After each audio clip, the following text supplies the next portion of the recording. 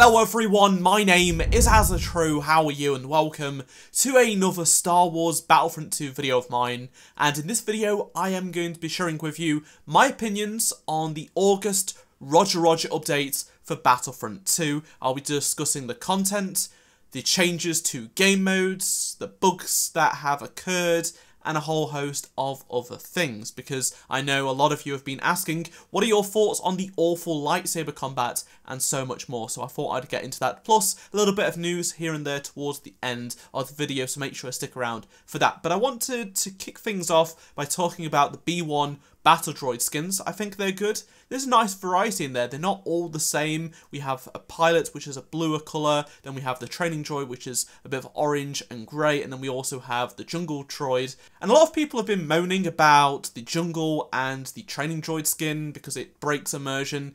The jungle droid skin is based off a toy, but come on, it still looks fine and works well on Kashyyyk. And to be honest, the training droid is just there for a bit of fun. I don't really care about my immersion anymore because it's still decent enough in terms of gameplay when you're playing the game. The maps look great. Training droids won't break immersion too much because I haven't seen that many running around. Moving on to some changes to heroes, and the health on kill passive ability for all heroes is a good thing. I still think some of the new star cards are pointless though, that have replaced the health on kill cards. Like, I've just unequipped them, like they're really pointless, they don't really do anything, and I feel like the star card system is in need of overall change in the future if it is going to last long, if this game is going to keep on going, because it's fundamentally flawed. I know DICE know this, but it's just like the star cards are just pretty pointless that they've added to the game, really. They don't really do anything. And speaking of heroes and villains, hit detection seems better at times, but also worse in a lot of cases. It appears like you take damage even if the saber doesn't hit you at times. That's from my experience. At times it can feel better from before. It's just so inconsistent, but I know this is a huge problem people have been discussing. Also, blocking just does not work really. It seems broken for certain heroes more than others, and a lot of people have been reporting issues in this area, and I've experienced a bunch of bugs myself, especially with Yoda and a few others. Same goes for stamina. It's all over the place. No one knows what's going on really. It's just really inconsistent. Health on kill also seems inconsistent for some people as well. Some people are reporting that when they get a kill, it doesn't actually give them the health or the full amount of health they should have received. From a community perspective, this appears like it's the worst state Heroes vs Villains has ever been in. And that is bad, considering this was a bug-fixing update. I mean, it's fixed a bunch of bugs, but not actually in Heroes vs Villains. It's broken a bunch of things, really.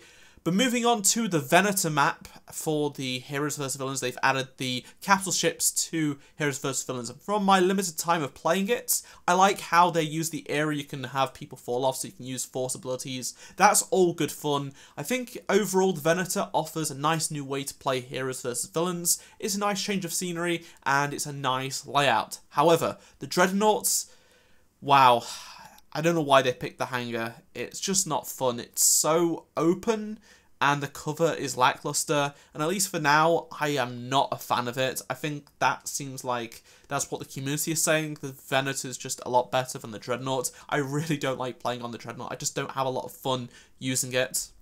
My thoughts may change as I play it more, but right now, I really don't like it. Also, the Venator is listed as Naboo and the Dreadnought is Geonosis in the matchmaking UI, which is really disappointing because they should change that. It just needs to be Republic Attack Cruiser, Separatist Dreadnought, you know, change that in the front end. Also, the loading screen, it's Geonosis and Naboo because of the map it's loading into, like, down below. It's not the actual ship. They need to add a custom loading screen to this.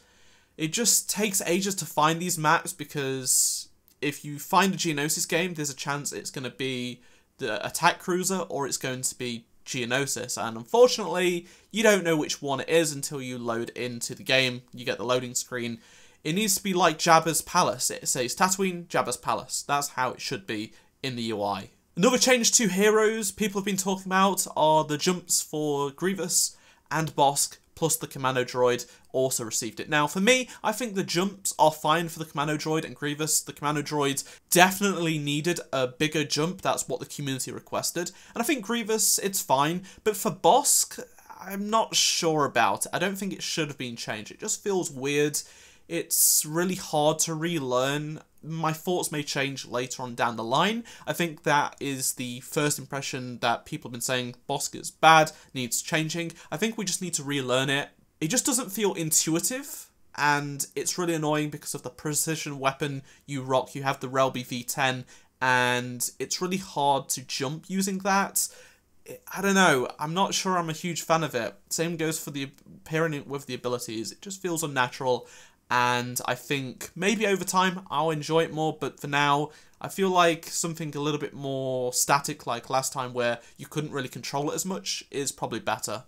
Let's talk about the new UI, such as the objective markers and the hero stamina. I think this is a great change, a great improvement to the game. The objective markers were getting in my way, but they've managed to eliminate pretty much all the issues with that right now. It's 10 times better. I played at Gamescom and I was very pleased, so I'm very happy to finally get that back. Same goes for hero stamina. I expected it just to be AI. I did not think it was going to come to real players. I thought it was just going to be in instant action and co-op for the hero AI, and I'm glad it's here. It means you can actually see what enemies are doing, especially if you're a blaster hero or infantry, because sometimes you can just be shooting at them for so long and you don't know. But it's good that you can actually see. It gives more of a tactical aspect, because it's like, right, okay, they're low on stamina, so I can attack them, but if they're full on stamina, then it's best to back away. I think that's a good change in my opinion. Now let's talk about changes to Capital Supremacy. And the boarding phase is now pointless. DICE need to sort this out. It's absolutely pointless. There needs to be a reason for us to get into the dropship and go up to the capital ship. I don't know what's going on here. And I also wish there was 2 points on the capital ships as opposed to just 1 now, because everyone is just going straight to 1 and it's just a massive choke point. Whereas at least with 2, it wasn't all a complete chokehold for a time. It was 2 separate areas. Also on the Venator, it's super easy to take those 3 points out. Really, really easy, because it's got like a really wide open view. You've got like a window that you can shoot down. Whereas on the Separatist Dreadnought, there's only 1 point and it's really hard to shoot. So the Separatists basically win all the time. It's so annoying, because if you get up to the Separatist Dreadnought, unless your team's really bad, you've got no chance of pretty much taking it out, at least from my experience on PC. And on the Venator, well, the droids can easily take it out from range, and that is so annoying because you've got no chance. I don't really know how to fix it, to be honest. I really don't. I just hope DICE can fix them out. It's just so easy to shoot them. Now let's talk about DICE's response to bug fixes. So Ben has been on Twitter saying it's frustrating. I appreciate and understand the issues. We're hopefully going to get a number of key issues fixed with the September update, and he will have verification on them as soon as he can. And he also suggested that they're considering doing Trello, which is like a bug fixing website where you can see the status of bugs. Are DICE working on them? Have they found a reproduction? Are they verified as fixed at DICE for the next update? Is it coming in a hotfix? Stuff like that. So I think this is a very good improvement. If this does happen, I think it's great. It would be a lot more clarity for the community. Apex Legends does it right now. A few other games have been doing it in the past year or so, and it's worked really well. And I think for this game, it's definitely needed. They need to get this up and running as soon as possible. It's disappointing there's not going to be a hotfix by the looks of things, and it's going to be in the September update. It appears like Heroes vs Villains is going to be broken for about a month now, which is really annoying.